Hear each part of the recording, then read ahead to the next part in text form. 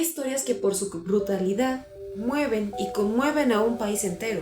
Y en esta ocasión les voy a hablar de un desvividor y un depravado que hasta el día de hoy su caso es bastante conmovedor. Y les voy a hablar de la bestia, Luis Alfredo Garavito. Nació en 1957, Colombia, en una familia bastante complicada. Un padre bastante duro, y cuando digo duro es bastante. Él ejercía violencia hacia su madre y para acabar pronto, él también sufría todos esos abusos por parte de su padre. A la edad de 6 años, para no tocar ese tema tan brutal porque las redes me lo censuran, él sufrió el tocamiento prohibido por parte de su padre, quien años después también sufriría lo mismo por un amigo del papá. A la edad de 12 años, él tiene todos estos abusos, que esto fueron por 2 años por parte de este hombre, o sea, del amigo del papá.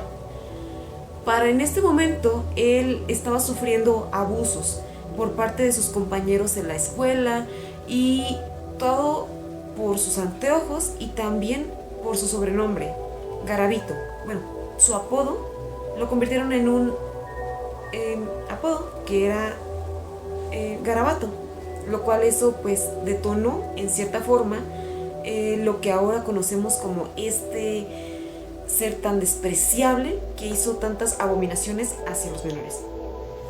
El padre era tan duro que muchos de los castigos que él ejercía hacia Luis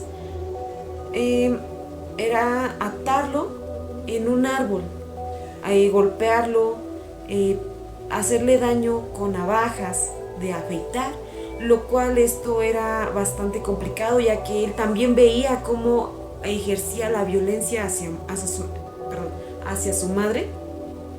Y también les puedo contar que en una ocasión Garavito vio cómo su padre iba a atacar a su madre embarazada, lo cual esto hizo que detuvo a su padre para que no ejerciera esto.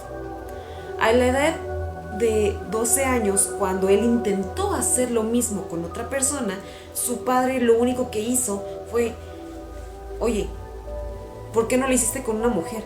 Porque para esto les tengo que comentar que lo hizo pero hacia un niño, lo cual eso hizo que la familia lo despreciara, lo mandara al demonio, y empezó a vagar. Para la edad de 14 años, él ya tenía la adicción del alcoholismo. Él empezaba a trabajar en otras cosas, por ejemplo, si mal no recuerdo, en la pizca de café. Y también tenía abusos por parte de los trabajadores de ahí, que si no mal recuerdo, también había ejercido violencia un padre, o sea, un sacristán, hacia él. Cuando empieza todos estos abusos de él hacia menores, fue porque él se dio cuenta que le atraían, y no era para más. Él dejó de ser víctima para ser victimario, como en muchas ocasiones se ha visto en otros casos. En esta ocasión, él ejerció violencia con un niño en 1992. A él lo ultrajó, le hizo muchas abominaciones, hasta que por fin, se va a oír feo, pero le quitó la vida y terminó con el sufrimiento de este niño. El modus operandi que él tomaba era niños que no tenían protección, o sea, niños de la calle que estaban pobres. Él siempre mostraba como que ese rasgo de buscar niños que no tenían nadie quien lo protegiera, y a esto se le sumaba que él iba con estos niños y les decía que quería darles protección, lo cual no era cierto, porque cuando él los sustraía de donde estaban, los llevaba a los montes, a llanos, a otros lugares que nadie se diera cuenta de todo lo que les iba a hacer. y ahí es donde les quitaba la vida. Pero también cómo es que lo hacía. A estos niños, muchos de ellos, bueno, en realidad fueron niños, totalmente, no fueron niñas. A ellos los amarraba de pies y manos para después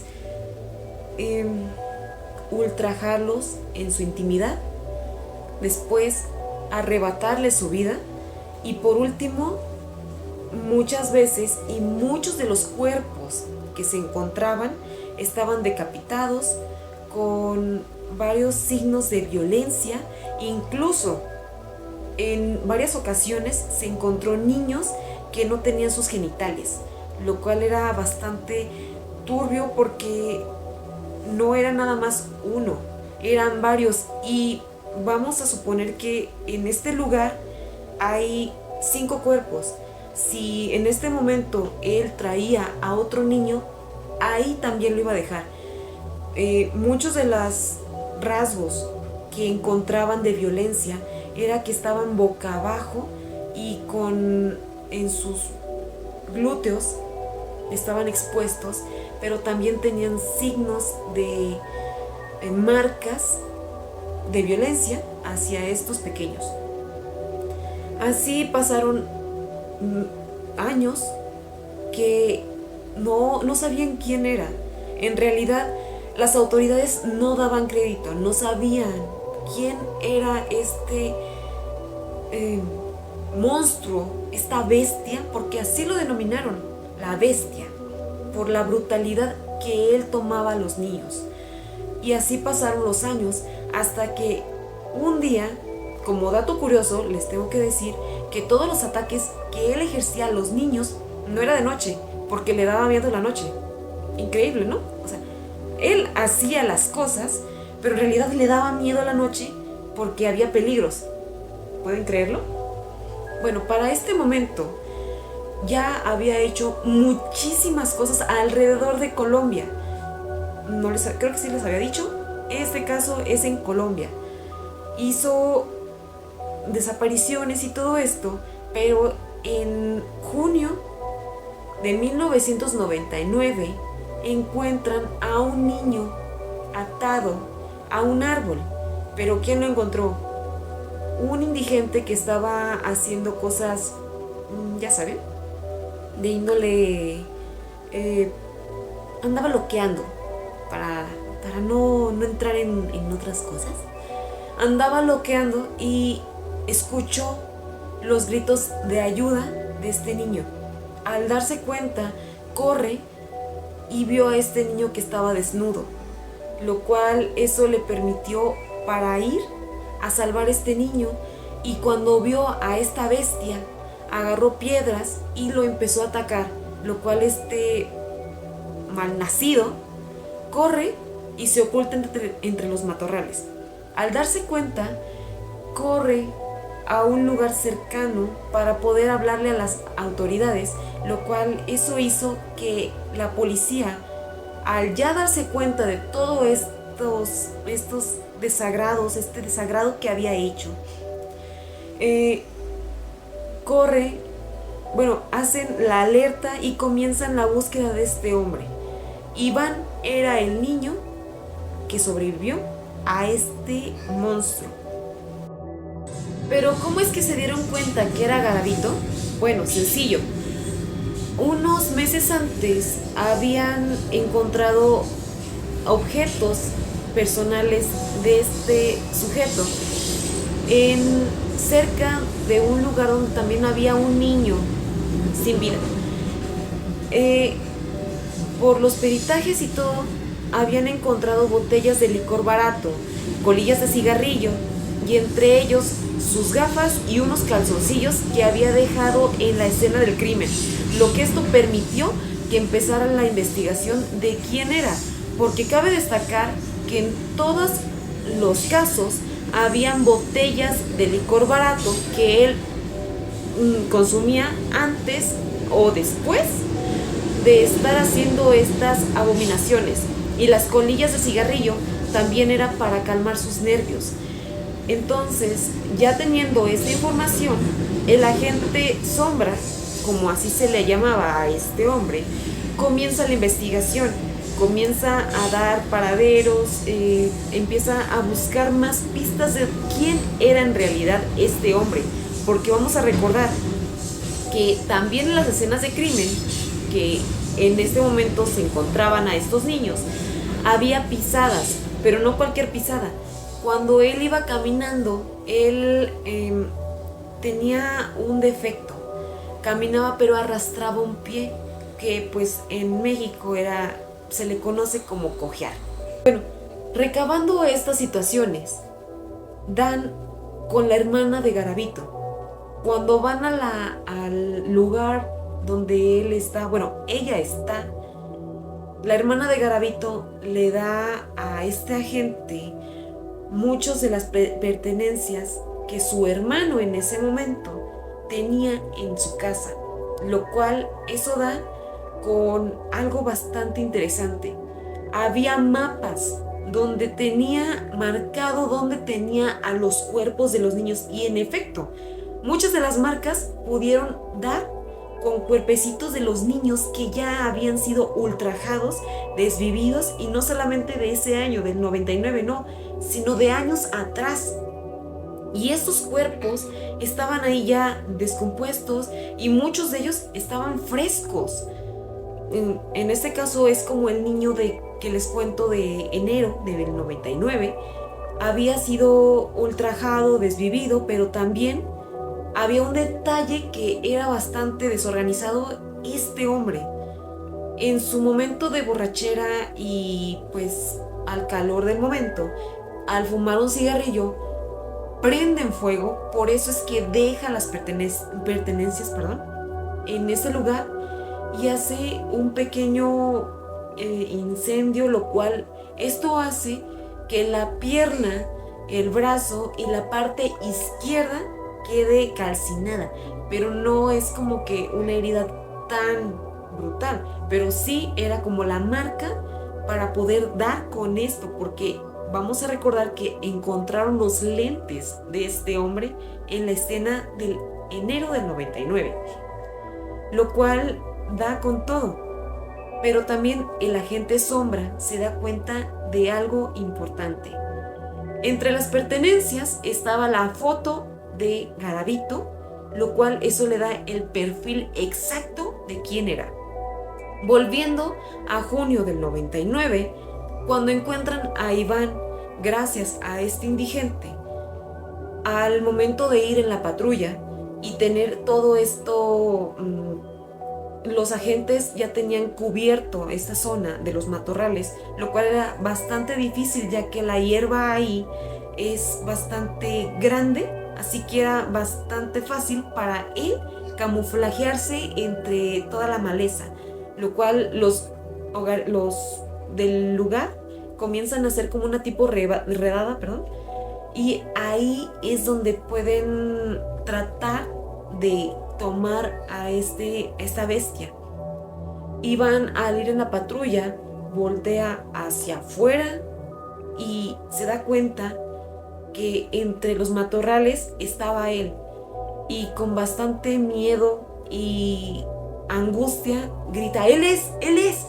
Así que pudieron tomar a Garavito y el niño pudo ver que en efecto era su agresor. Tiempo después, este hombre, bueno, en ese momento él se llama, tiene un nombre que en esos momentos se los voy a contar. Cuando él es capturado, él niega todo, y es más, él no dijo que era Luis Alfredo Garavito, no, él dijo que era Bonifacio Morera Liscano, lo cual no era cierto. De todas maneras lo capturaron y se lo llevaron preso, y tiempo después trataban que por favor dijera qué era lo que estaba pasando. Él en ningún momento admitió las cosas, hasta que después dijo todas las fechorías que había hecho en todos esos tiempos. Él dijo con tal detalle de todas las fechorías que había hecho, uno y cada uno de los asesinatos que había cometido. Él fue a identificar los cuerpos, dónde estaban escondidos, dónde estaban ocultos, y eso hizo que fuera más macabro. Al ser capturado, el juicio duró, y en Colombia, la verdad, la justicia no es como en otros países, no es como en México, no es como Estados Unidos, lo cual eso le hizo que para en ese momento su sentencia era de 1850 años, lo cual se redujo. Pero ¿por qué? Si en realidad él había hecho bastantes crímenes. En total fueron más de 200 niños, más de 200 personitas que les había hecho daño. Y sin embargo nada más 1853 años es una sentencia razonable, pero si fuera en otro país, lo cual en Colombia en esos momentos, al no tener la pena capital, se le redujo a 400 años, y de ahí empezaron a bajar la sentencia.